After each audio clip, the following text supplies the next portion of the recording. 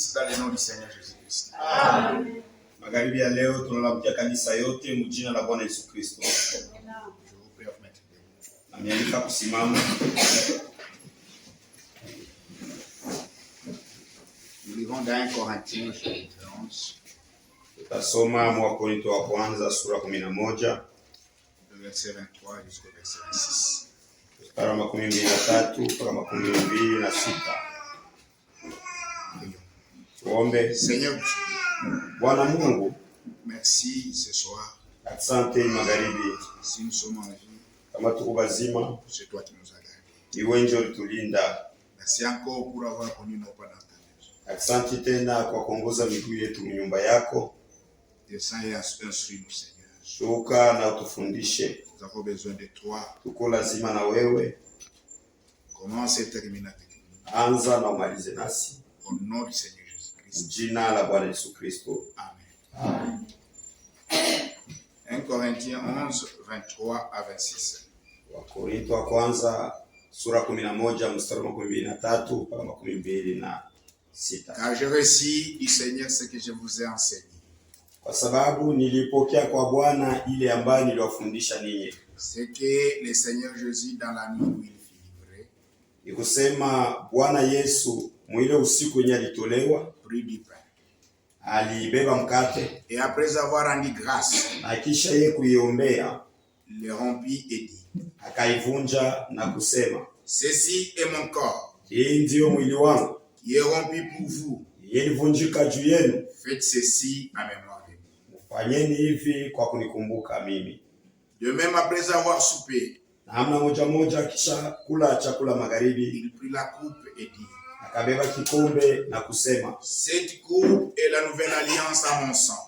hii kikombe ndiyo agano jipya kwa damu yangu. Faites ceci en mémoire de moi toutes les fois que vous en boirez.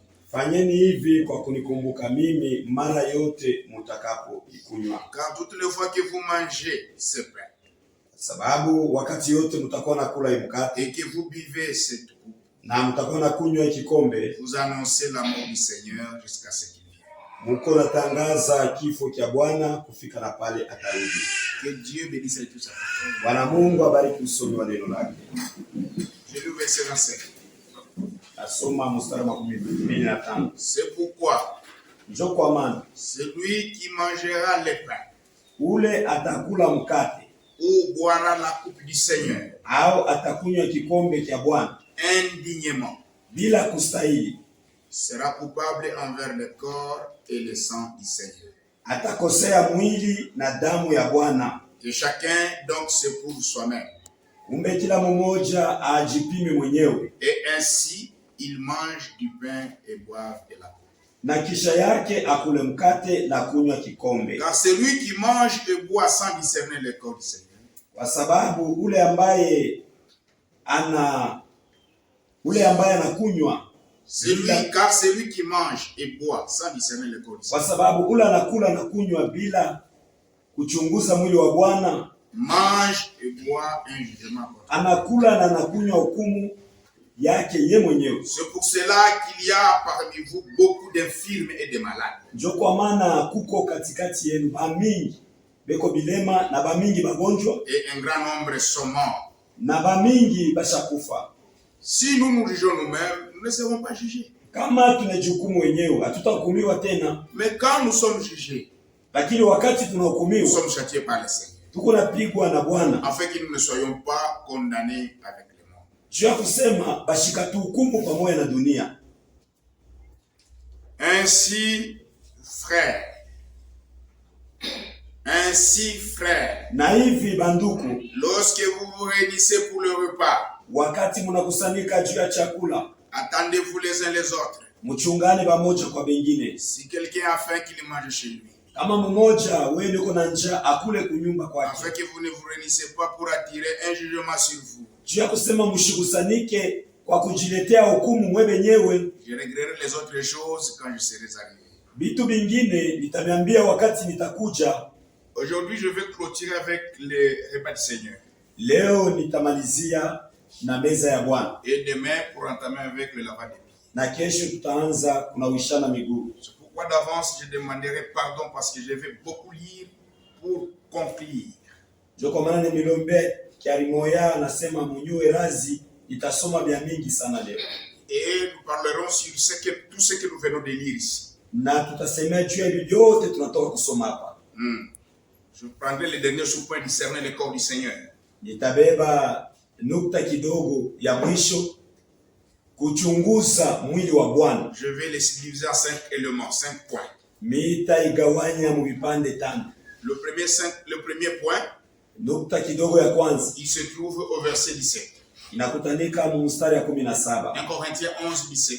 Wakorinto wa kwanza. En donnant cet avertissement. Mukuleta hiyo kalamusho. Maintenant cet avertissement là je vais le mettre en 5 points. Ile kalamusho nitaweka mu vipande 5. C'est que je ne loue point. Kile kenye mishi kuwasifu. C'est que vous vous assemblez non pour devenir meilleur mais pour devenir pire. Juu Mungu nakusanyika aina juu mkwe bazuri lakini juu ya kuendelea kwa babaya zaidi. Lorsque nous nous rassemblons pour la Sainte Seine, wakati tunakusanyika juu ya meza ya Bwana, premier élément, kitu cha kwanza c'est pour devenir meilleur. Ni juu tukuwe bazuri zaidi. Non pas pour devenir pire. Aina juu tuharibike kupita. Assemblons pour devenir meilleur. Tunakusanyika juu ya kwa bazuri kupita. Et non pour devenir pire. Na hapana juu ya kuharibika. Qu'est-ce que cela signifie? Hii inamaanisha nini? Lorsque vous venez à la Sainte Seine, wakati unakuja kumeza ya Bwana, vous venez manger, unakuya kula, il faudrait inapashwa que cette Sainte Seine, hii meza ya Bwana, puisse vous apporter une bénédiction dans votre vie, ilete baraka ndani ya maisha yako, dans votre marche, ndani ya kutembea kwako. Parce que elle peut apporter des choses. Juu meza ya Bwana inaweza kukuletea vitu viwili. Soit des bénédictions, au mabaraka, soit des malédictions, au malaana. Lorsque nous nous réunissons, wakati tunakusanyika, c'est pour être bénis. Ni juu tubarikiwe. C'est pour devenir meilleur. Juu tukue bazuri zaidi. Ce n'est pas que nous avons organisé une chose à l'église pour la maudire. Haina kusema tulitayarisha kitu pa kanisa juu ya kulaani batu. Non. Hapana. Nous avons organisé une chose tulitayarisha pour que cette chose soit une bénédiction pour nous. Juu ya kusema kile kitu kikuwe baraka juu yetu. Pour que nous soyons de meilleurs. Juu tukue bazuri zaidi. Mais cette chose que nous avons organisée, lakini kitu kinye tutatayarisha, en elle, ndani yake, il y a soit la bénédiction, soit la malédiction. Muko au baraka au laana. La bénédiction, baraka, si vous la mangez, kama mnaikula dignement, benye kustahili. Mais la malédiction, laana, si vous la mangez, kama mnaikula indignement, basho kustahili. La même chose peut produire des choses. Kitu kimoja kinaweza kinaleta vitu viwili. Savez-vous que ces repas du Seigneur apportent même la guérison divine? Munajua kusema hii meza ya Bwana inaletaka na matunzo. Voyez que nous sommes ici pour devenir meilleurs. Unajua kusema tuko hapa ni juu ya kuwa bazuri. Même si on avait des maladies attachées à notre corps qui ne quittent pas, par la Sainte Seine, par la foi, vous mangez et vous êtes guéris. Hata kama ulikuwa na magonjwa yenye kukutoka kadiri ya miaka, wakati utakula hii meza ya Bwana unapona. Je dis ça. Niko nasoma hivi. L'ordination des ministres. Kuwekwa mkazi 4 novembre 1962. Le 4 novembre 1962. Paragraphe 73. Paragraphe 73. Souvenez-vous, mukumbuke, qu'il y a de la guérison divine dans la communion. Muko matunzo ya Mungu. Ce n'est même pas souvenez-vous. Savez-vous munaijua qu'il y a de la guérison divine dans la communion? Kusema muko matunzo mushirika. Maintenant écoutez. Sasa msiki. Quand les Israélites Antipe, wakati ba Israeli kwa mfano, quand ils étaient en Égypte, wakati balikuwa quand ils ont pris la Pâque, wakati baba alibeba Pasaka, c'était le type de la véritable Sainte Seine que nous mangeons. Ilikuwa ni mfano ya meza ya Bwana ya kweli tunatayarisha. Quand les Israélites Antipe, sasa nabii anasema wakati ba Israeli ba mfano ont pris la communion, balikula ushirika. Ils ont marché pendant 40 ans. Balitembea miaka 40. Et quand ils sont sortis du désert, Na wakati walitoka mjangwa, il n'y avait pas un seul d'entre eux qui était faible. Hakukuyake hata mmoja katikati yao alikuwa Sur mzaifu. 2 millions et demi de personnes, Katikati ya 2,000 na kipande, il y a la puissance de la guérison dans la communion. muko uwezo wa matunzo ndani ya ushirika. Ils avaient mangé en Égypte Balikula mu Misri et ils sont sortis na balitoka avec la force. pamoja na nguvu. Aucun d'eux n'était faible. Hata mmoja wao ashikuko mzaifu. Imaginez-vous, frère, Mwazie kwa quand baba. ils sont sortis Wakati balitoka avec des habits, na manguo yabo ile 40 ans, miaka 40. ces habits-là ne s'isèrent pas. Ile manguo yabo haikuanza kupasuka. Il y a de la bénédiction. Muko baraka. C'est pourquoi, bien aimé frère, Je commande ma nous avons organisé une chose pour la bénédiction de cette église. Pour votre bénédiction. Tunatayarisha mambo fulani juu ya baraka ya kanisa, juu ya baraka yenu. Je lis aussi, je confirme encore avec une autre citation. Nasoma tena juu ya kushuhudia. Je vous ai lu, je vais lire beaucoup parce que je clôture. Nimeambia kusema tasoma vya mingi juu taimaliza leo. L'année de jubilé. Mwaka wa yubile. 3 octobre 1954. 3 Octobre 1954. Paragraphe 163. Paragraphe 163. Ceci est aussi valable pour la guérison divine. Hii mambo iko lazima sana tena juu ya matunzo ya kimbingu. Savez-vous cela? Unajua ile Lorsqu'Israël avait mangé les types, wakati Israeli alikulaka mfano l'agneau, la Pâque, mwana kondoo wa Pasaka, ils ont voyagé durant 40 ans dans le désert. Balitembea kadiri ya miaka 40 mjangwa. Et ils étaient sortis sans aucune personne faible parmi eux. Na balitoka bila kuwa na mtu mzaifu katika yao. Muwazie Pas une seule personne faible. Akukukwata mtu mmoja mzaifu. 40 ans. Miaka 40. La communion Ushirika est un signe pour le croyant. iko ni alama juu ya waaminifu. C'est vrai, frère. Ni kweli ndugu. Donc quand nous nous rassemblons, Ni kusema wakati c'est tunakusanyika pour devenir meilleur. ni juu tukue bazuri Et zaidi. non pas pour devenir pire. Haina juu tuharibike kupita. Cette communion Hii ushirika peut nous apporter la guérison divine. inaweza tuletea matunzo ya kimbingu. Cette communion Hii ushirika peut nous donner la force de bien continuer. inaweza kutupatia nguvu ya Mais à kutembea. condition que Lakini vous la mangez étant digne. kama tumeikula benye kustahili. C'est vrai. Ni kweli. Ça, c'est le premier avertissement. Hii ndio ukalamusho wa kwanza. Nous devons venir Tunapasha manger la communion kula ushirika pour devenir meilleur. juu tukue bazuri Et non zaidi. pas pour devenir pire. Haina juu tuharibike kupita. C'est-à-dire quoi? Maana yake Lorsque vous la mangez, wakati unaikula vous n'êtes pas digne. au stahili, Votre condition va se doubler. hali yako mubaya Vous itazidishwa. serez un homme plus mauvais qu'avant. Utakuwa mtu mubaya kuliko vile ulikuwa mbele. Mais lorsque vous êtes digne, Lakini wakati vous la mangez, ça unaikula vous donne la force de marcher. inakupatia nguvu ya Ça kutembea. vous donne encore la puissance. Inakupatia tena Ça uwezo. vous donne encore la victoire. Inakupatia tena ushindi. Vous irez de progrès en progrès, Utaenda maendeleo sans faiblesse. bila udhaifu.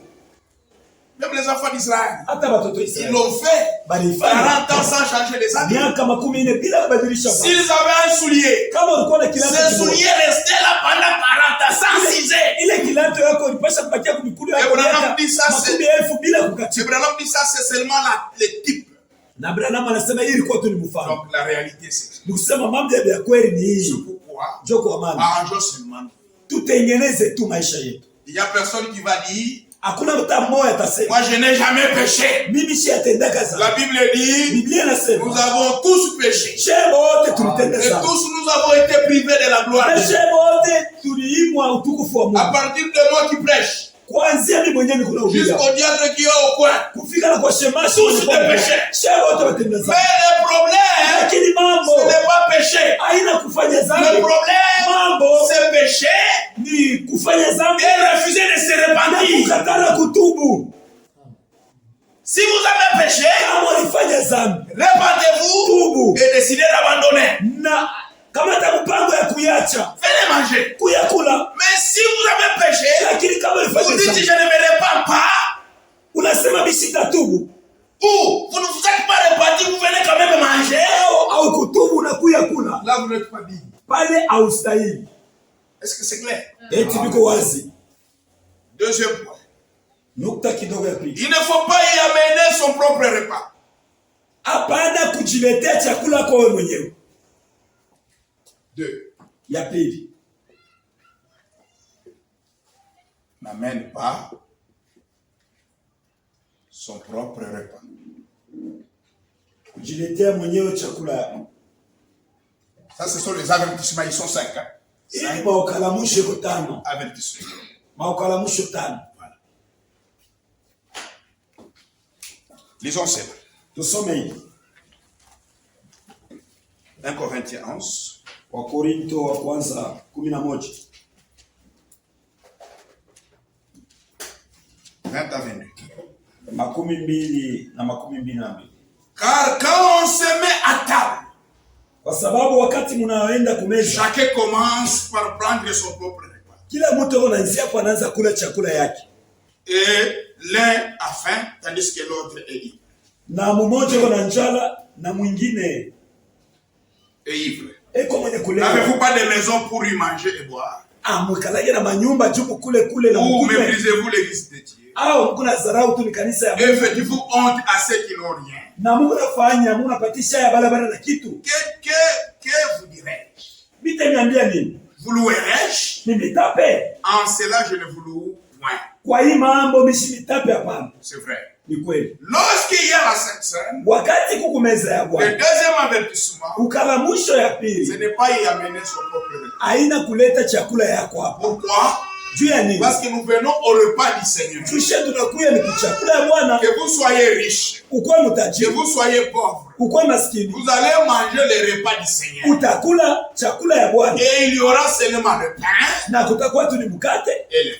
na mvinyo Pour tout le monde. kwa batu bote. C'est pourquoi, Joko si mama. vous avez à manger, Kama uko na chakula, allez manger ailleurs. wende ukakule kwako. Vous avez vos maisons pour Uko na manger. manyumba juu Ne mkule. venez pas manger ici. Mushikwe na chakula ni Pendant que muikulia. nous sommes en repos attendant 17h, 18h, Wakati she tutakuwa mapumziko mkuchunga saa yenee. quelqu'un sort d'abord son thermos Mtu mmoja anatosha termusi yake, de beefsteak. Là-bas, il commence à manger. anatosha manyama Frère, na je ne me chakula suis yake. pas retourné à la maison. Anasema mimi sitaweza kurudia tena kwa nyumba. Et l'autre sort du sommet. Na mwingine anatosha sombe. Non, non, non, c'est comme si vous êtes en train de vous comparer, de vous peser les moyens. Inakuwa sawa vile mko nalinganishana.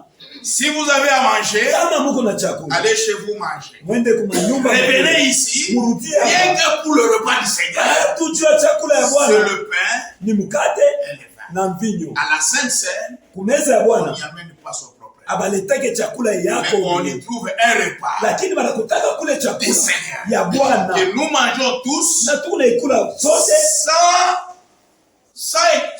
sans le niveau de moyens. bila kupimisha hali ya mtajiri wala maskini. Riche ou pauvre, nous avons Ukiwa maskini wala le mtajiri, même rythme. tuko na chakula moja moja. Ça, c'est le deuxième avis. Ile ilikuwa ni ukalamusho ya pili. C'est vrai. Ni kweli. Maintenant, Sasa troisième avertissement, ukalamusho wa tatu, qui paraît un peu dire, ile kunaonekana ya nguvu, c'est 1 Corinthiens 11, 27. ni Wakorinto wa kwanza 11 mstari wa 27. C'est pourquoi celui qui mange le pain Njo kwa maana yeyote anakula mkate ou boira la coupe du Seigneur au atakunywa kikombe cha Bwana indignement bila kustahili, sera coupable envers le corps atakuwa mwenye kukosea mwili et le sang du Seigneur. na damu ya Bwana. Il ne faut pas prendre les repas indignement. Haipashe kula chakula washo kustahili. Ne pas prendre Ushikule meza ya Bwana, le repas indignement. ushikule meza ya Bwana bila kustahili. Troisième condition Ile njo ou troisième avertissement. ukalamusho wa tatu. Ici, je vais un peu lire beaucoup. Haifashi mitasoma bya mingi.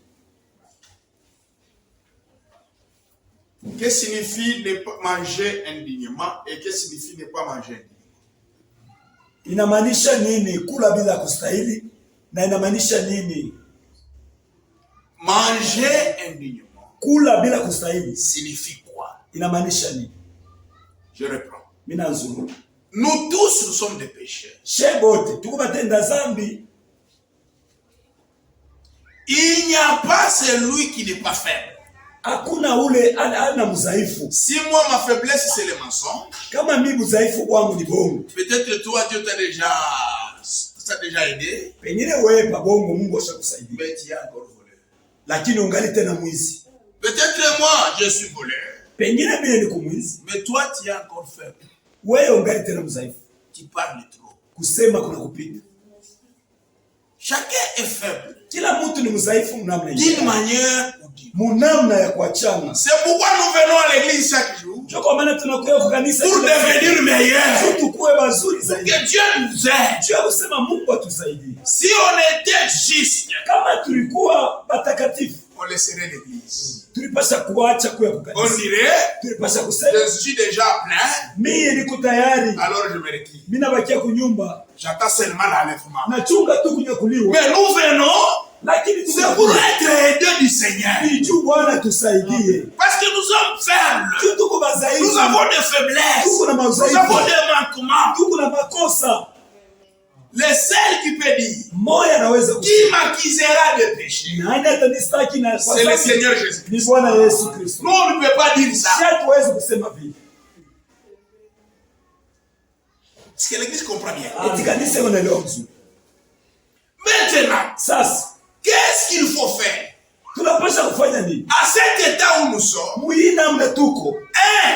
Cha kwanza nous devons nous repentir tunapaswa tutubu des erreurs et des fautes que nous avons commises. makosa na mazambi yenyewe tulifanya. Deux, Ya nous pili devons prendre la décision tunapaswa kukamata de mpango les abandonner ya complètement kuacha ile matendo et de nous yetu attacher au Seigneur na kuambatana kwa et à Bwana sa parole. na kuneno yake. Si vous faites comme ça, Kama unafanya vile, vous êtes digne d'en manger. unastahili kula.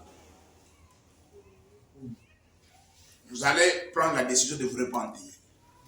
Unakamata mpango wa kutubu. Vous arrangez votre vie au Seigneur. Unatengeneza maisha yako kwa Bwana. Et vous allez voir le frère ou la sœur à qui vous avez fauté. Na unaenda kumwona ule ndugu Vous mwenyewe allez au arranger dada avec yako. votre femme. Unatengeneza na Vous bibi arrangez yako. avec votre mari. Unatengeneza na Vous bwana. arrangez avec votre voisin. Unatengeneza Même avec vos enfants. hata na watoto wenu. Vous arrangez. Unatengeneza. Prenez maintenant la décision Unakamata de sampa. ne plus revenir aux anciennes choses. Ya kutokurudilia tena kule mazambi Et de vous attacher maintenant à la parole. na kuambatana tu kunena. Si vous faites ça, Kama unafanya vile, vous êtes dit unastahili de manger. ya kula na kunywa. Mais si Lakini vous kama êtes pécheur, wako mtendeza, pendant que les autres arrangent, wakati mengine ndio vous unatengeneza, vous dites non, ça c'est difficile. wewe unasema hii mambo kwa Si seulement j'arrangeais ça, kama mimi napima je kutengeneza, vais perdre le mariage. mimi nitapotesha ndoa yangu. Donc tu as préféré le mariage Ni kusema unapendelea ndoa que le ciel. kuliko mbingu. Parce que nous n'arrangeons pas seulement pour le repas du Seigneur, Tu atutengeneze mpaka juu ya meza mais ya nous nous Bwana. arrangeons aussi pour le grand repas du Seigneur. Lakini tu unatengeneza tena juu ya chakula mkubwa, karamu mkubwa ya Bwana. C'est pourquoi arrangeons-nous. Ndio kwa maana tutengeneze tu maisha yetu. C'est vrai. Ni kweli. C'est ça, manger indigne. Ndio kula bila kustahili. Qui devrait manger la Pâque qui était le type dans l'Ancien Testament? Ni banani balipasha kula Pasaka kumwagano la kale? Et qui doivent manger la Sainte Seine aujourd'hui? Na ni banani banapasha kula meza ya Bwana leo? Exode au chapitre 12, Kutoka sura 12. 43 à 49. Kutoka sura 12 43. L'Éternel dit à Aaron et à Moïse, Wa milele akamwambia Musa na Haruni, voici une ordonnance au sujet de la Pâque. tazameni agizo kwa ajili ya Pasaka. Aucun étranger n'en mangera. Hata mgeni moya hawezi kuikula. Aucun étranger n'en mangera. Mgeni hata moya hawezi kuikula. Qui est étranger aujourd'hui? Mgeni leo ni nani? Tout frère, Ndugu yeyote, toute sœur dada yeyote, qui a refusé d'abord le baptême au nom du Seigneur Jésus. ule mwenye alikatala kwanza ubatizo mjina la Bwana Yesu Kristo, Il n'a pas encore cru. aja bado C'est amini, un étranger. ni mgeni, Il ne peut pas manger. hawezi kula. Qui est étranger? Mugeni ni nani? Tout frère, Ndugu, toute sœur, dada, dès qu'il était baptisé, hata kama alibatizwa, mais il n'est pas encore né dans le royaume de Dieu. lakini hayazaliwa bado mfalme wa Mungu. Parce que pour manger, Kwa sababu juu ya kula, il faut d'abord la nouvelle naissance. inapaswa kwanza kuzaliwa kipya. Vous naissez d'abord de nouveau Unazaliwa dans kwanza le royaume de Dieu. mfalme wa Mungu. Même si vous n'êtes pas baptisé de cette esprit. Hata kama uyabatiziwa, Mais vous naissez dans le royaume, dans la famille de Dieu. Vous ushakuzaliwa êtes fils ou fille de Dieu. mjamaa ya Mungu, unakuwa Sauvé par le mwanaume Calvaire. au mwanamke, unaokolewa kwa Kalvari. Alors vous n'êtes plus étranger. Wala una tena Parce que vous êtes dans la famille de Dieu. uko mjamaa ya Mungu, Vous êtes dans cette famille. uko mwenye jamaa, Là vous allez manger. pale utakula. Êtes-vous déjà né de nouveau?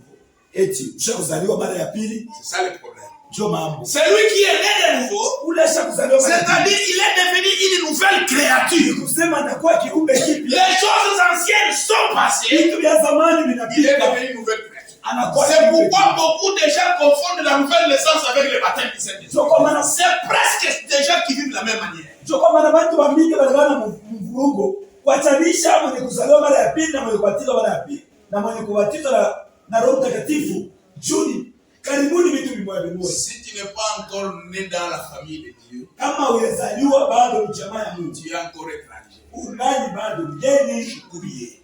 ne mangez plus. Tu circonciras tout esclave acquis à prix d'argent. Uta- 44. utamtairia Tout esclave. mtumwa yeyote Aki. ulorimuza na fedha, Alors il la mangera. na pale atakula. C'est vrai.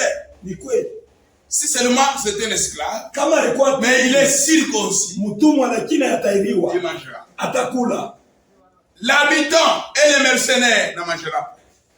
Mukaaji na ule mgeni asitakula pana, On ne la mangera que dans la maison. bataikula tu mpaka Vous mumanyumba. n'emporterez point de la chair hors de la maison. Amutatoshele nyama nje ya Et nyumba, vous ne briserez aucun os. na mutavunjaka hata mfupa moya. Toute l'assemblée d'Israël fera la Pâque. Kikundi kyote cha Israeli kitafanya Pasaka. C'est-à-dire quoi? Ni kusema On ne va nini? pas prendre ici, Hatuwezi kubeba hapa prendre le pain ici. kula mkate hapa na tunachunga. Vous allez manger chez vous. Asema tutaikula kwa manyumba Ou vous allez donner à vos enfants. au mtenda kupatia watoto wenu. C'est un repas qui doit être mangé ici. Ni chakula napasha kuliwa hapa Et terminé ici.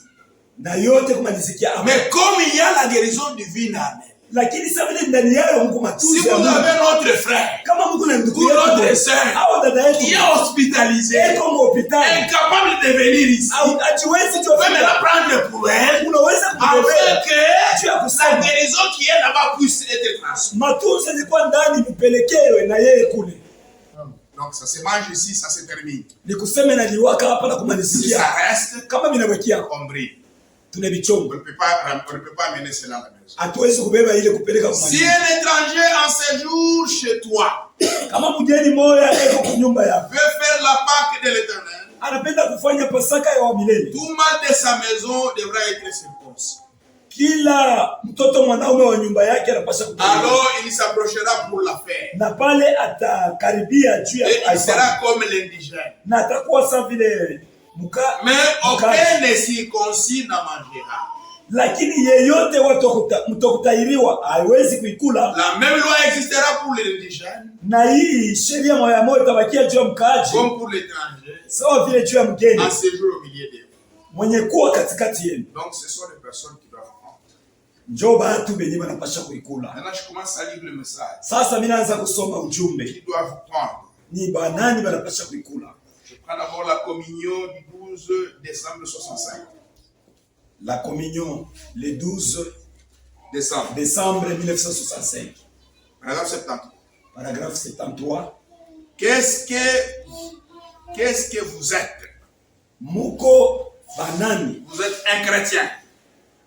Uko Mkristo. Vous vivez devant tout le monde comme un chrétien. Uko naishi mbele ya watu wote sawa vile Mkristo. Et si vous prenez cela, Na kama unabeba hili, et que vous ne vivez pas comme un chrétien, kama unakula meza ya Bwana na uishi sawa Mkristo, vous ne discernez pas les corps du Seigneur. au uchunguze mwili. Vous placez une pierre d'achoppement sur le chemin de quelqu'un d'autre. Uko naweka jiwe la kikwazo munjia mtu Vous mwingine. voyez? Unaona? Du moment qu'on vous voit essayer de faire cela, Mwakati banamiona mko napima kufanya mambo ya kula, uko nakula. et ensuite ne pas mener la vie que vous êtes censé mener. Na kisha unaishi maisha la Israeli C'est une kuishi. pierre d'achoppement que vous mettez dans la vie. Jiwe la kikwazo unaweka munjia mtu fulani, Vous mnaona? ne discernez pas les corps du Seigneur. Au uchunguze mwili wa Bwana. Maintenant, observez ce que c'est. Sasa mwangalie kuni. C'est la malédiction qui est attachée à cela. Ni laana ndio inambatanishwa kwa ile. Donc, quand on a pris à Kouria, C'est-à-dire si tu viens tu dois savoir que unapasha kujua je kusema me suis déjà répandu. lisha kutubu. J'ai arrangé.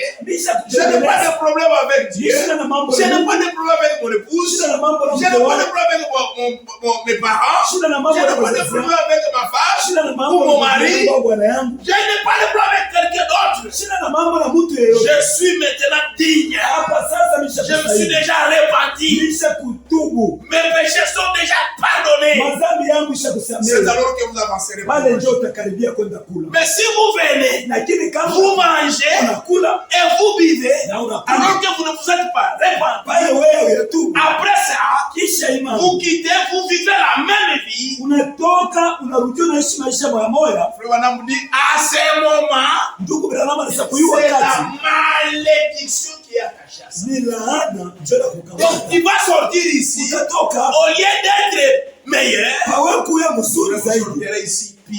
utatoka hapa mubaya zaidi. Je suis clair. Niko wazi. Le sang tombera sur vous-même. Na damu itakumwangikia wewe mwenyewe. Le conseil de Dieu. Le conseil de Dieu, Page 24. page 24. Il est écrit dans Exode au chapitre 12, verset 43.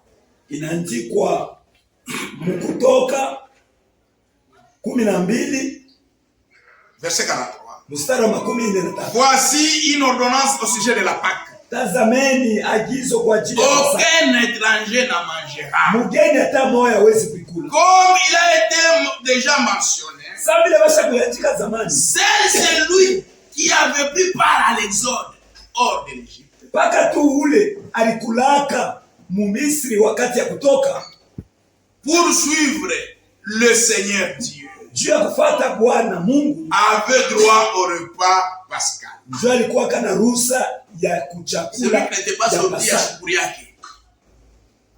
C'est ainsi. Njoo hivi Là, une indication valable pour la Sainte Seine du Nouveau Testament. pale agizo moya yenye kustahili kwa ajili ya agano jipya. C'est Paka tu celui qui a rompu avec les péchés, ule sha kuachana na zambi, qui s'est séparé de toute la vie impie de ce monde asha kuachana na maisha yote ya uchafu ya hii dunia, et qui fait partie du Seigneur, na yeye ni wa Bwana, étant prêt à suivre et à servir Dieu volontairement, mwenye étant prêt à suivre le kuwa Seigneur tayari kwa kufuata Bwana et à servir Dieu volontairement. na kumtumikia bila Celui-là seul mpaka ule tu a le droit de prendre part à la Sainte Seine. njoko na ruhusa ya kula kumeza ya Bwana. Est-ce que l'Église peut dire amen? Eti kanisa naweza kusema amina. Celui qui a rompu au péché. Ule asha kuachana na zambi, Pas celui qui a le numéro ou il change de nom. aina ule iko na namba iko nabadilisha manjina, Rite. Et on a Bible Rite. iko na bibi mwa banamuita Rita. Quand il a kajika Rite, bon femme va. Elle est comme ça. RT. Anajika tu RT. Quand on lui demande. Wakati banamuuliza, Chérie, c'est RTC. mpendwa, RT ni nani? Pas aussi. Wewe na wewe. Tu es jalouse là. Toi, tu penses que c'est qui? Wana wezesa ni nani? C'est la radio-télévision. Ni radio television. Et elle vient manger. Na nakuwa kula. Unaona ule mtu? Tu vois cet homme, Eko na liwa yeye mwenyewe. il s'est tué lui-même. Branham anasema la malédiction est attachée à lui. Branham dit que laana inambatana kwake. Hein? Est-ce que c'est clair? Est-ce que c'est clair? Je continue.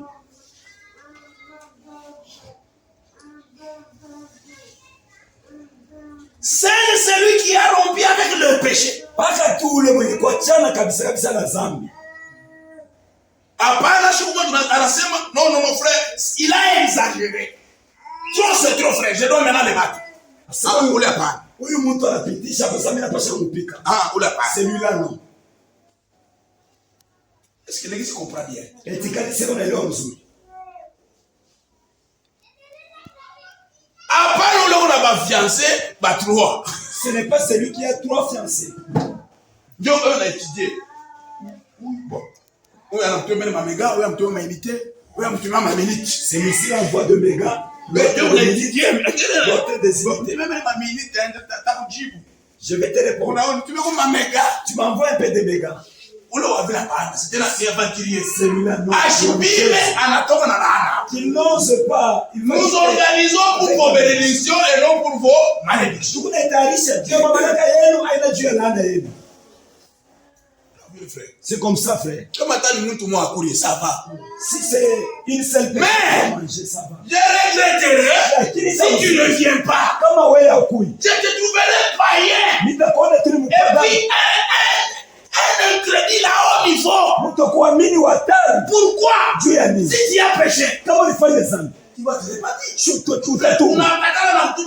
Tu refuses même de te repentir.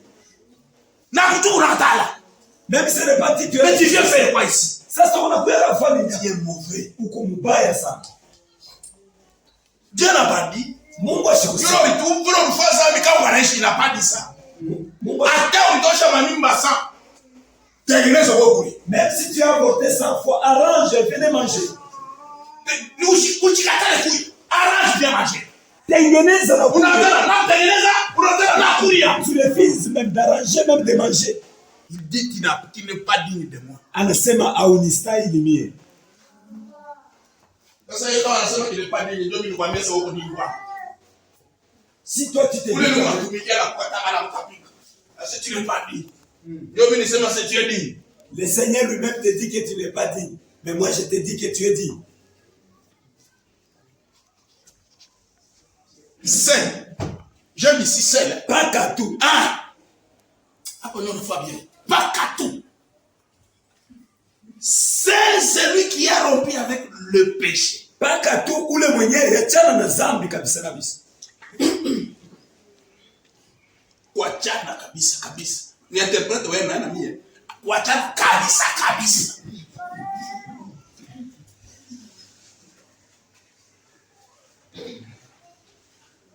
Hapana, wewe unashimanga frère. Unaikana na wewe pale.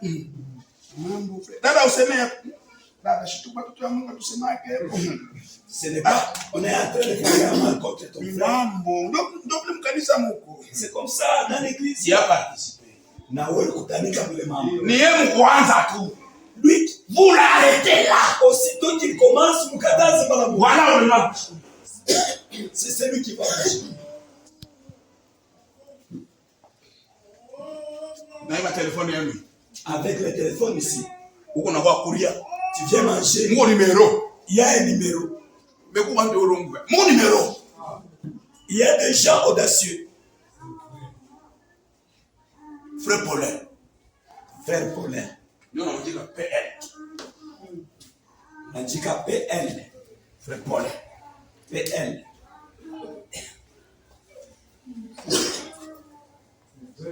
C'est papa n'a contrôlé un numéro ça. Papa a toujours l'habitude de contrôler PL numéro. PL. PL, c'est Jean, PL de Nantes. Papa, c'est mon ami. Baba, ni rafiki yangu. C'est Placide. Ni Placide. Comment Paulin? Alors que c'est Paulin. Notre numéro tout maçon PL. Bien bon. C'est faux. Et puis tu viens manger. Mais qui sont le quoi? Celui qui a rompu avec le péché et qui s'est séparé de toute la vie impie de ses membres. Ule aliachana na zambi na kukatana na maisha yote ya uchafu ya dunia. Kukatana na maisha ya uchafu ya dunia. La vie impie. Tunaiwa maisha ya uchafu. Vie impie. Ni sema mbele saa jeju vie impie. Maisha ya uchafu. Cher à Christ. Dada ndani ya Kristo. Na leo unaona mwambia sema leo jusqu'à présent il faut le montrer que la jupe est courte. Aujourd'hui elle a encore des jupes courtes. Et qu'on a ma jupe tena mfupi. Ça c'est une vie impie. Il est maisha mchafu. Elle a encore des jupes serrées. Et quand tena ma jupe ya kumkamata. Sœur leo unamwambia naona yeye kukala. Ikala kumbele bien baba naombe. Cher à Christ. Dada ndani ya Kristo. Kama useme muda wote washi. Si tu ne parles pas, c'est dada ndani ya Kristo. Et lui aussi, on va manger avec lui ici. Il y a de la chaleur, il faut un peu de senglet. Mais le senglet chugui. Au pasula tuma senglet toi kutengeneza maisha kwa kuli. Hapana kisha kula tena tunakuta msenglet. Frère mkipiloti. Ndoko mkaputwa. C'est frère, j'ai nini Pauline, uniletea maji kwenye mkipiloti frère kiko na msenglet kina na kudushi kina na kuna kifrère mmesaji. Na kio kitakuli.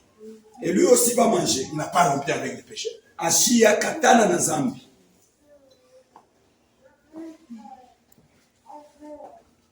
Tout ça, mes frères. Tout ça, les lignes qu'on a fait. Lisons seulement, frère. Et qui fait partie de l'église du Seigneur. Na yeye mwanamemba wa kanisa. Étant prêt à suivre et servir Dieu volontairement. Celui-là seul a le droit de prendre part à la sainte. Paka tu ule njoo anapasha kushiriki kumeza ya Bwana. Selon les instructions de Dieu. Kufuatana na madhinisho ya Mungu. Le repas pascal devrait être mangé dans une maison et rien ne devrait être resté jusqu'au matin. Chakula ya Pasaka ilipasha kuliwa mu manyumba na hakuna hata kitu kilipasha kubaki hapo. Rien ne devrait non plus sortir de la maison. Kitu hata kimoja kilipasha kutoka mnyumba. Ces instructions s'appliquent également à la Sainte Seine. Hii mafundisho inatumikishwa tena juu ya meza ya Bwana. C'est-à-dire que ni kusema kwamba le pain doit être entièrement mangé. Mkate napasha kuliwa kabisa. Puisqu'il est consacré pour la Sainte. Juu ilitolewa juu ya meza ya Bwana. Qui doit manger? Ni banani banapasha kula? La demeure future. La demeure future.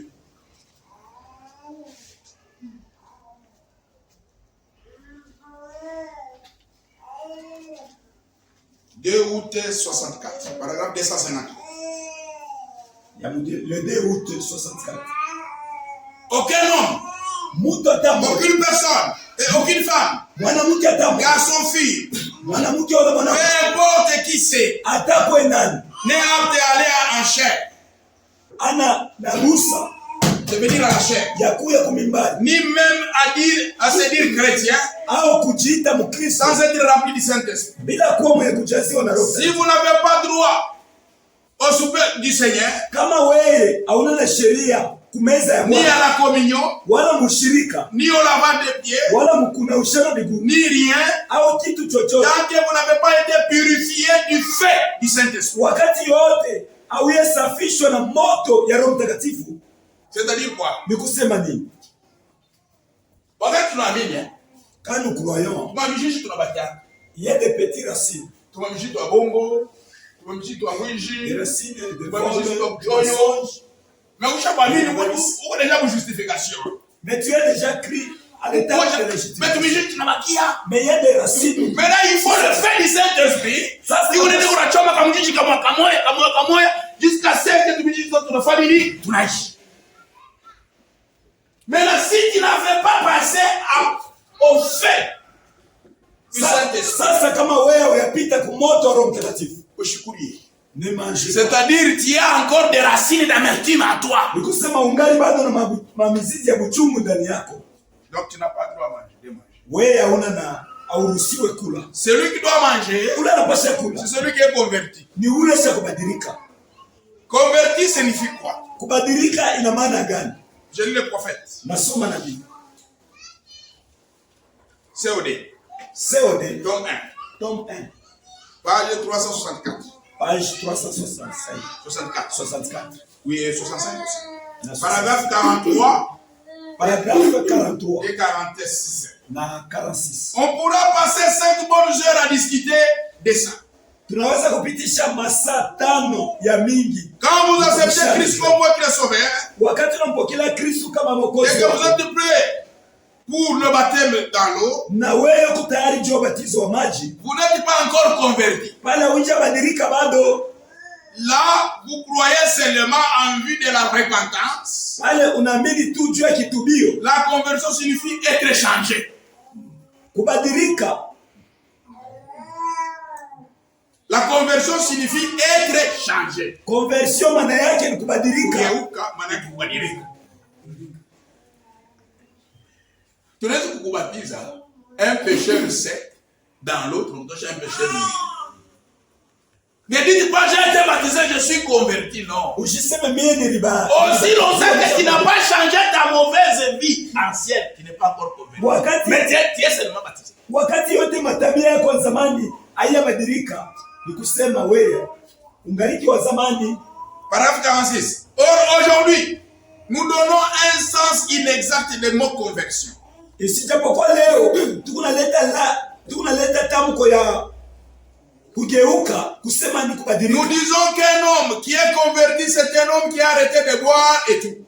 Tunasema mtu mwenyewe kugeuka ni ule shakwa cha kunywa na vingine. Et qui va à l'église ou qui adhère à l'église. Anaenda kwa kanisa na yeye ashakuungana na kanisa. Il aura beau adhérer à l'église, itakuwa mzuri kuungana na kanisa, mais ce n'est pas un signe qu'il est converti. Lakini ile ina alama kusema ashakubadilika. Il n'est pas converti tant que son ancienne vie n'est pas morte. Hayabadilika wakati yote maisha yake ya zamani ingaliki ile ile. Qui n'a pas été enseveli en Christ. Ashiazikwa ndani ya Kristo. Qui n'est pas ressuscité avec lui par la résurrection en nouveauté de vie. Ashiafufuka na Kristo kupitia ufufuko wake. Cette personne-là qui n'est pas mort. Ni kusema le mtu hayakufa. Cette personne qui n'est pas mort. Ule mtu hayakufa. Et qui n'est pas ressuscité avec Christ. Na ashiafufuka na Kristo en nouveauté de vie. Mu maisha mpya. Il n'est pas converti. Ule yabadilika. On peut le baptiser. Banaweza kumubatiza. Mais il n'est pas converti. Lakini hayabadilika. Il peut chanter. Anaweza naimba. Mais il n'est pas converti. Lakini hayabadilika. Il peut prêcher. Anaweza kuhubiri. Mais il n'est pas converti. Lakini hayabadilika. Il peut prophétiser. Anaweza kutabiri. Sautiller avec l'onction ici, casser même les chaises. Na mafuta na kuvunja tabichi. Mais il n'est pas converti. Lakini hayabadilika. Il peut avoir beaucoup de connaissances de la parole. Anaweza kuwa na ujuzi wa mingi wa neno. Il n'est pas converti. Lakini hayabadilika. La conversion, ce n'est pas la connaissance du message. Au kugeuka na kujua kwa ujumbe. La conversion, kugeuka, ce n'est pas prêcher les messages. Haina kuhubiri ujumbe. Ce n'est pas chanter. Haina kuimba. Ou prophétiser. Au kutabiri. La conversion, kubadilika, c'est tuer l'ancien homme. Ni kuua mtu wa zamani. Le vieil homme. Ule mtu wa zamani. Pour l'enterrer. Unamuzika. Pour ressusciter à nouveauté de vie. Unafufuka mu maisha. Vous pouvez dire ce n'est pas moi qui vis. Unaweza kusema ina mimi kunaishi. C'est Christ qui vit en moi. Kristo unaishi ndani. C'est à ce moment-là que vous êtes converti. Ni mule wakati njoo shabadilika. C'est cette personne-là. Ni ule mtu njoo anaweza kula. Pierre, Petro avait la connaissance. Alikuwa na ujuzi wa neno. Mais il n'était pas converti. Lakini alikuwa bado hajageuka. Matthieu 17. Mathayo 17. Pierre avait la connaissance. Matthieu 16. Mathayo 16. Il avait la connaissance. Alikuwa na ujuzi. Verset 13. Jésus étant arrivé dans le territoire de Césarée de Philippe. Yesu akafika kule kwa mji wa César. Demanda à ses disciples. Akauliza mitume. Qui dit-on que je suis, moi le fils de l'homme? Batu wako nasema niko nani mimi mtoto wa Mungu? Il répondit. Bakamjibu. Les uns disent que tu es Jean-Baptiste. Bamoya wanasema kwa Yohana Mbatizaji. Les autres Élie. Bengine wanasema kwa Elia. Les autres Jérémie. Bengine wanasema kwa Yeremia. Ou l'un des prophètes. Au mmoja wa manabii. Et vous leur dites. Sasa mwe mnasema qui dites-vous que je suis? Mnasema mimi niko nani? Simon Pierre. Simoni Petro Répondit. akajibu. Tu es le Christ. Uko Kristo, le fils de Dieu. Mtoto wa Mungu mzima. Jésus prenant la parole lui dit. Yesu akabeba na sauti akasema. Heureux Simon. Uko heri Simoni, mwana wa Yona. Car ce ne sont ni la chair ni le sang qui t'ont révélé cela. Kwa sababu haina mwili wala damu ilikufunulia hiyo. Mais c'est mon Père qui est dans les cieux. Lakini baba yangu alikuwa Mungu mbinguni. Une bonne révélation. ufunuo mzuri, une bonne connaissance ujuzi mzuri de qui était Jésus. ya kuonesha Yesu alikuwa ni nani, Mais il n'était pas encore convaincu. lakini Petro hapa alikuwa yabadilika. Donc tu peux avoir la connaissance du Ni message, kusema unaweza kuwa na ujuzi wa ujumbe, lakini hawayabadilika. Jésus les a même envoyés. Yesu alibatuma na kubatuma, Ils sont allés même prêcher. balienda na kuhubiri, Ils ont fait même des miracles. balifanya na miujiza, Mais il n'est pas convaincu. lakini balikuwa bayabadilika. Matthieu 10, Mathayo 10 verset 2. mstari ya pili. Voici les noms des 12 apôtres. Tazameni majina ya Je commence au verset 1. Puis, ayant appelé ses 12 disciples, Ishaka baita ba mitume 12, il leur donna le pouvoir de chasser les esprits impies akawapatia uwezo wa et kufukuza de guérir magonjwa toute maladie et toute infirmité. na kutunza magonjwa yote na Voici ulemavu. les noms des 12 apôtres. Tazama majina ya Le premier, ba mitume ya 12. Wa kwanza Simon appelé Pierre. Simoni anaitwa Petro, Il était là. alikuwa pale, Il était parmi ceux qui ont été appelés pour prêcher, chasser les démons. alikuwa mmoja wa wale walioitwa juu ya kuhubiri, kufukuza mapepo. Il avait la connaissance de qui Alikuwa na était Jésus. ujuzi ya kujua Yesu alikuwa ni Il nani, connaissait la parole. alijua neno, Mais il était inconverti. lakini alikuwa yabadilika, Il n'avait pas encore été convaincu. alikuwa bado Et yabadilika. dans Luc au chapitre 22, Jésus lui dit ceci. Na Luka 12, Luc 22, Luka 22, verset 31 à 32. mstari wa 31 na 32. Le Seigneur dit, Bwana akasema, Simon, Simon, Simoni, Simoni, Satan vous a réclamé shetani eko na mitafuta pour vous gripler comme les fromages. juu ya kumivinya kumiponda kama vile Mais ngano. j'ai prié pour toi, Lakini nilikuombea afin que ta foi ne défaille point. juu ya kusema imani yako shilegee. Et toi, Na we quand tu seras convaincu, wakati utageuka, affermis tes frères. saidia banduku yako. Il avait la connaissance sans être convaincu. Alikuwa na ujuzi lakini Il a prêché sans être convaincu. alihubiri bila, Il a chassé les démons sans être convaincu. alifukuza mapepo, Il a prié pour le malade sans être convaincu. aliombea magonjwa ya Il était même dans l'église de Jésus chaque jour alikuwa tena mkanisa ya Yesu kila siku sans être convaincu. bila ya kubadilika. Quand le problème est arrivé, Wakati mambo yalimufikia, regardez, il a manifesté réellement qu'il n'était pas convaincu. mwangalie, alionekanikisha wazi kusema alikuwa yabadilika. Dans Matthieu au chapitre 26. Mathayo 26. C'est pourquoi, frère, Joko c'est dans le problème, ni mumambo, c'est dans les difficultés ni mumagumu qu'on peut connaître si tu es réellement un chrétien. ndio tunaweza kujua kama nikalaka Mkristo. Quand tout va bien, Kwa kama vitu vinatembea vizuri, tu peux manifester le christianisme. unaweza unaonekanikisha Kikristo. Il faut que d'abord ça puisse être mal parti, ça soit mal chez toi. Inapasha vitu vikuharibikie Et nous te regardons pour voir comment tu réagirais. na tuko na kuangalia namna gani utatenda. Matthieu chapitre 26, Mathayo 26 69 à 75. 69. Cependant, Pierre était assis dehors dans la cour. Ni mwile wakati Petro alikuwa shapikala mkiwanja, Une servante s'approcha de lui kijakazi moja akamkaribia et dit, na akasema, toi aussi tu étais avec Jésus de Galilée. na wewe ulikuwa pamoja na Yesu wa Galilaya. Mais il les nia devant tous. Petro akakatala mbele ya Disant, watu. je ne sais pas ce que tu veux dire. Anasema sijui ile mambo wewe unapenda kusema. Quand c'est mal, Wakati binakuwa il vibaya, renie la parole qu'il a toujours cru. anakatala neno yenye shaka kuaminiaka. Quand ça va mal, Wakati binatembea il mubaya, a oublié la doctrine même qu'il soutient. alisabu na mafundisho ile alikuwa anasimamia. Il dit, non, non, non, non, moi, pas. Hapana, hapana, Ça, non, non, non, non, ça, non. mambo yeye hapana. Mais c'était bien. Lakini si ilikuwa mzuri. Tu paraissais être bien. Être bon. Ulianza kuonekana kuwa mzuri. C'est quand les choses vont mal. Ni wakati vitu Quand il y a vinakuwa la vibaya. famine dans la maison. Wakati kunakuwa Quand njaa. ton mari se révolte. Wakati kwa Quand ta femme te révolte. wakati bibi yako Quand au anatomboka. travail on te complique. Wakati kukazi. Quand on t'achète plus. Ni wakati Ton wa salaire est bloqué. Nous regardons maintenant. Maripo yako na awakulipe. Comment il a géré? Atatenda. Il a géré comme un chrétien. Atatenda Où sana. il va nier même la doctrine qu'il soutient. Hawatakatala na mafundisho yenyewe alikuwa anasimamia. Il a nié Jésus. Petro alimkatala Et Yesu. Jésus aujourd'hui c'est la parole. Na Yesu leo ni neno. Combien nous la nions quand des choses vont mal? Mara ngapi tunakatalaka kama vitu vinaharibika? Alors qu'on était baptisé. isijapokuwa on avait même mangé la Sainte Seine. Na isijapokuwa ulikula na meza ya Bwana. Comme il s'est dirigé vers la porte.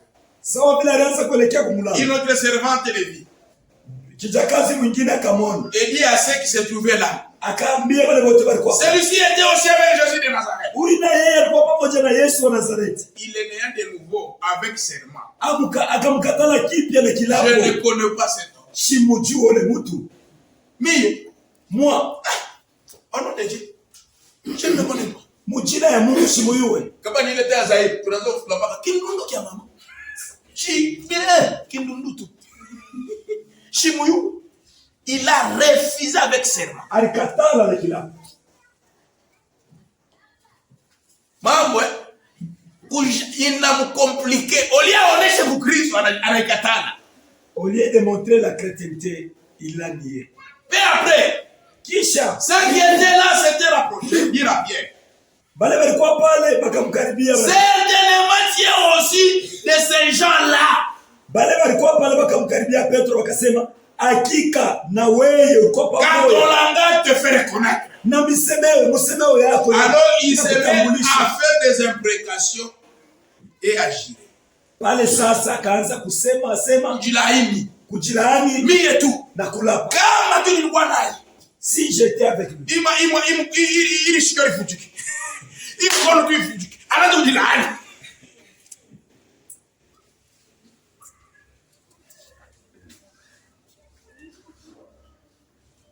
Je ne connais pas cet homme.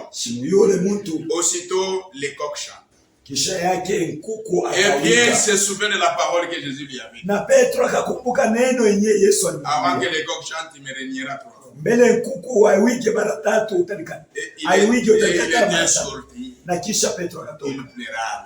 Akalia kwa uchungu. Et toi aussi. Na wewe, après avoir entendu cette parole, kisha kusikia ile neno, ton cœur est touché. Moyo wako na ne dis pas je ne vais pas manger. Usiseme mimi sitakula. Sors, répands-toi sincèrement. Plein. La miséricorde du Seigneur est encore. Rema ya Mungu. Même si tu as fait quoi, atalifanya nini? Il va te pardonner. Atakuhurumia. C'est vrai frère. Ni kweli ndio. Qui doivent manger? Ni banani watakula. Pas un étranger. Ce sont des gens qui vivent là-bas. C'est pourquoi, frère, nous devons nous examiner nous-mêmes.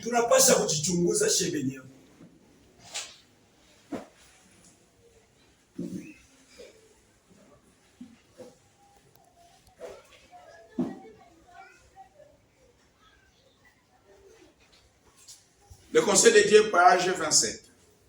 Le Conseil de Dieu, page 7. 27. Il est donc important de prendre du temps pour s'éprouver avant la Sainte Seine. Iko kumbe ya lazima kubeba wakati juu ya kujichunguza mbele ya meza ya Bwana. Unabeba tout le temps. Il y a encore du temps. Kungariki wakati. Ce n'est pas cette semaine. Haina Ijumaa. Le temps est encore là. Prenez du temps. Réfléchissez. Examinez-vous vous-même. Arrangez votre vie. Un chrétien qui n'arrange pas sa vie, c'est pas un chrétien. C'est un aventurier. C'est vrai qu'il peut mal faire. C'est vrai qu'il peut mal parler. Mais un chrétien, lorsqu'il fait mal, il arrange rapidement. D'ailleurs, un véritable chrétien, il a un cœur il a un trône de jugement. Tu ne peux pas mentir et rester avec les mensonges une semaine ou deux. Tu ne vas pas dormir. Si tu es un véritable chrétien, jusqu'à ce que tu arranges. C'est pourquoi si tu ne manges pas, c'est pourquoi si tu ne manges pas, tu es suspect. Tu es suspect.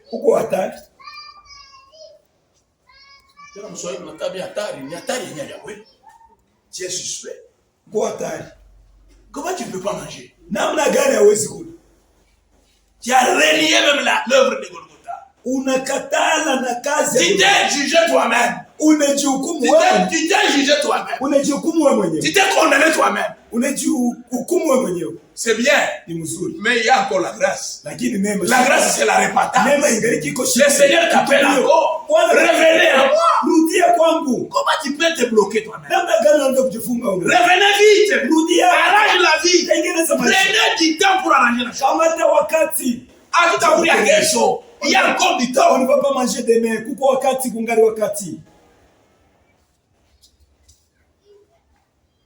Il est donc important de prendre du temps pour se prouver avant la sainte. Iko kumbe ya lazima kubeba wakati. C'est lui qui découvre dans sa vie quelque chose qui n'est pas droit devant Dieu. Ula anavumbula ndani maisha yake kusema kuku kitu kimoja kina kizuri mbele ya macho ya Mungu. Doit implorer son pardon. Anapasha alilie rehema. Et là où c'est nécessaire, na pale kama iko lazima, il doit se réconcilier avec les hommes avant de prendre part à la table du Seigneur. Anapasha ende akatengeneze na watu mbele ya kula meza ya Bwana.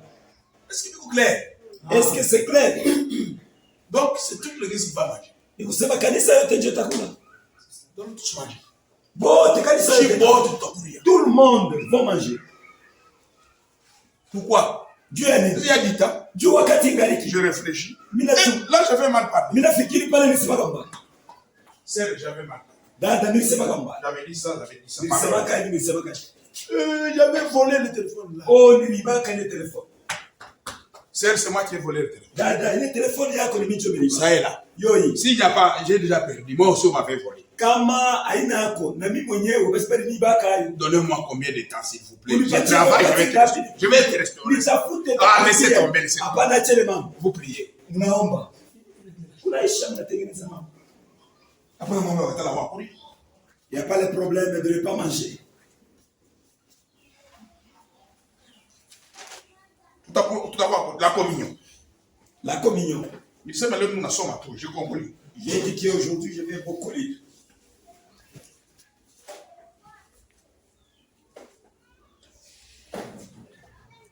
Paragraphe 57. Paragraphe 57. 12, 12 et 65. 12. Si vous ne mangez pas la chair du Fils de l'homme, kama aukule mwili wa mwana wa mtu, ne vivez pas son sang, na ukunywe damu yake, vous n'avez pas de vie en vous. Hauna na uzima ndani yako. Amen. Je recommence. Si vous, ce jour-là, vous ne venez pas, kama ile siku wewe ukuya, vous ne mangez pas la chair du Fils de l'homme, aukule mwili wa mwana wa mtu, et vous ne buvez pas son sang, na ukunywe damu yake, vous n'avez pas de vie en vous. Hauna na uzima ndani yenu. Voyez-vous? Munaona? Vous voyez? Munaona? C'est ce que dit la Bible. Ndio vile Biblia inasema. Si vous ne le faites pas, kama il n'y muifanya, a point de vie. hakuna uzima. Vous voyez? Munaona? Vous êtes alors d'une certaine manière en train de montrer que vous avez honte de vous identifier en tant que chrétien à cause de la vie que vous menez. Munamna ingine, wewe mwenyewe ukusahau kuna haya ya kujitamu maisha yako sema niko Mkristo kwa ajili ya maisha yako naishi. Wewe moya, bana mimi, wewe moya. Toi-même, c'est pas moi. Et alors, na sasa c'est vraiment le temps de confrontation. Ni wakati ya confrontation. Ya kipimo. Ya kujipima. Alors, sasa si vous ne le faites pas, kama uifanye, vous n'avez pas de vie. Hauna na uzima. Si vous le faites indignement, kama naifanya bila kustahili, vous êtes coupable envers le corps du Seigneur. Uko mwenye makosa mbele ya mwili wa Bwana. Qu'est-ce qu'il faut faire? Kumbe inapasha kufanya. Il faut se m'arranger. Inapasha tu kutengeneza. Le temps est là. Wakati kwako. C'est vrai. Ni kweli ndugu. Donc à partir d'ici, je comprends que beaucoup de gens vont arranger leur vie. Kumbe mimi naelewa kusema kutokea imambo watu mingi watatengeneza maisha. Et vous allez venir. Na mtakuya kula. La Bible dit. Biblia inasema. C'est pourquoi il y a parmi vous beaucoup de malades et d'infirmes. Ndio kwa maana kuko katikati yenu mingi magonjwa na dilema. Tena malaria iko mbili, uko malaria ya kiroho, la maladie et ya mwili, la maladie spirituelle et charnelle. Unaweza kutoka hapo. Tu peux quitter ici. Malaria ya roho avec la maladie spirituelle. Wa kana pita. Bantu wanasema sasa udada ni majimo ni nini sasa? Frère analabika hivi je. Ulikulia indigné. Tu as mangé bila kustahili.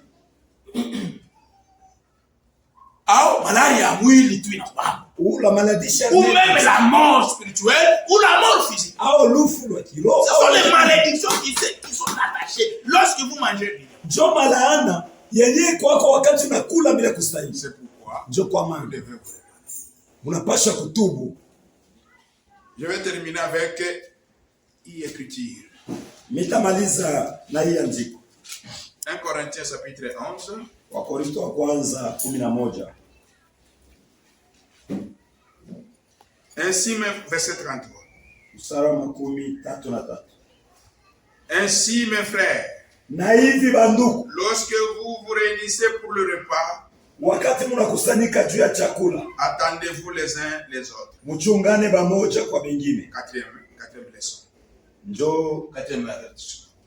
Ukalamsho wa nne. Il faut s'attendre. Inapaswa kuchungana pamoja kwa wengine. Cette écriture hii andiko ne signifie pas qu'il faut s'attendre par rapport au temps. Haina sema tunapaswa kuchungana kwa ajili ya wakati. Non, non. Hapana. Attends, je lis rapidement le prophète. Mchunge nisome kwa haraka na. Vous signifiez que cela signifie attendez-vous les uns les autres. Juu ya kumijulisha ina maana gani mchungane pamoja kwa wengine. Paragraphe 55, la communion.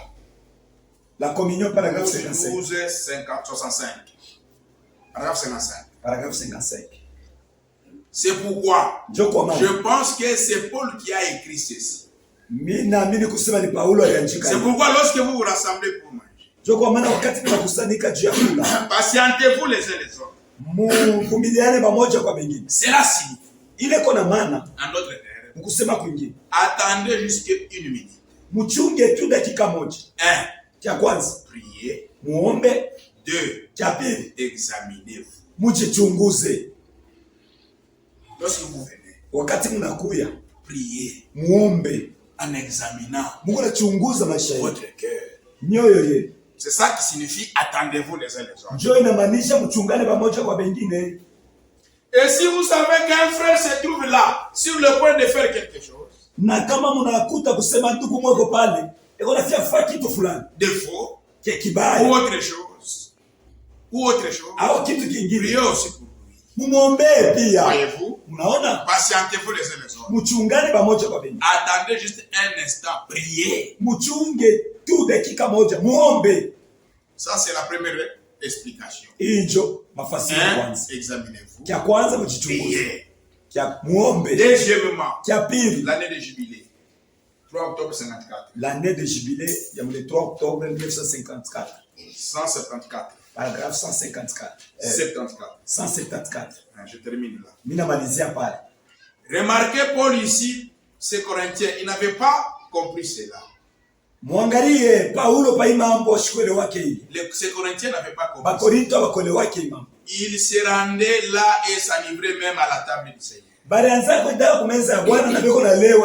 Ils mangeaient et buvaient, faisant tout de travers. Paul dit, lorsque vous vous réunissez, si quelqu'un a faim, il mange chez lui. Mais lorsque vous vous réunissez, patientez-vous pour patienter les uns pour les autres. En d'autres termes, attendez-vous les uns les autres. Il dit maintenant, voici un frère. Je ne pense pas qu'il devrait prendre la communion. Mais ne vous empressez pas là de les faire sortir brutalement. Usez de patience en son égard. Après les services, à un moment, allez chez lui un certain soir et essayez-vous. Dites, pardonnez-moi si je suis en erreur, mais je vous ai vu là-bas l'autre jour dans la rue, ivre, peu importe ce qu'il faisait. Vous étiez sorti avec une autre femme qui n'était pas votre femme. Et vous prenez la communion. Je vous aime, frère. Que toi et moi puissions prier pour cette chose afin de la mettre en ordre. Wewe na mimi tuombe pamoja juu tutengeneze imani. Voyez-vous? Unaona? Attendez-vous les uns les autres. Mchungane pamoja. Servez-vous les uns les autres. Mtumikiane pamoja kwa wengine. Ne vous faites pas plus grand que quelqu'un d'autre. Usijifanye mkubwa kuliko mtu. Essayez de voir combien vous pouvez être petit. Upime kufanya kuonekana vile unaweza kuwa mtoto. C'est ça la signification d'attendez-vous les uns les autres. Ndio maana ya mchungane pamoja. Ya kwanza. Ça s'applique à vous-même. Ya kwanza iko naambatana kwako wewe mwenyewe. Priez. Omba. Lorsque vous arrivez. Wakati unafika. Priez. Omba. Examinez-vous. Ujichunguze wewe mwenyewe. Deux. Ya pili. Ça peut arriver qu'un frère. Inaweza kufika vous ulimuona. Vous avez son histoire. Au uko na disi. C'est un pécheur. Ni mtenda un frère désordonné. Ndugu mwa futi. Qui ne vivent pas la paix. Baada shishi. Mais ce jour-là, vous la voyez venir. Unamwona anafika sema kule. Ne vous empressez pas. Ushiki mfuruze. Pardon. Mwambie sema dada. Dépose le pain. Acha mkate. Ça c'est blaguer ça. Unafia kucheza wewe. Dépose la coupe. Weka pale. Retourne là-bas. Rudia kule kule. Ça c'est le repas du Seigneur. Hii ni chakula ya Bwana. C'est le repas de la blague. Haina michezo. Il dit non. Anasema attendez-vous signifie mchungani. Unasema mvumilie. Laissez-les boire. Mumwache akule. Laissez-les manger. Mumwache akule. À la sortie. Makutoka. Un jour. Siku moja. Un soir. Magharibi moja. Vous irez maintenant les voir. Utaendaga sasa. Bonjour frère. Jambo bonjour sœur. Jambo dada. On peut s'asseoir. Tunaweza kukaa. On vous donne la chaise. Bakupatia kiti. Comment ce jour-là? Je ile siku. Je peux te voir à la table ici. Nilikuona na wewe kumeza. Toi aussi. Na wewe alors que tu couches avec voisine taille. Ile soko na lala na jirani fulani. Ce n'est pas bien. Haina mzuri ndugu. C'est le repas du Seigneur. Alors vous arrangez la chose après. Munatengeneza ile mambo kisha. Mais si c'est à l'église, pendant qu'il mange, wakati unakula, ne l'arrêtez pas. Usimukataze. Attendez-vous les uns les autres. Mchungane pamoja kwa wengine. Est-ce que vous avez compris? Eti munaelewa? Vous avez compris? Munaelewa? Ah. Ça va. Je ne veux pas que ce jour-là, vous venez arrêter les gens ici. Frère Jonas, tu as compris. C'est moi. Ce n'est pas ça. Laissez les gens venir manger. S'il n'est pas digne à la maison chez lui, un soir, vous réglerez cette affaire. Mais ici, attendez-vous les uns. Quel est ce Dieu?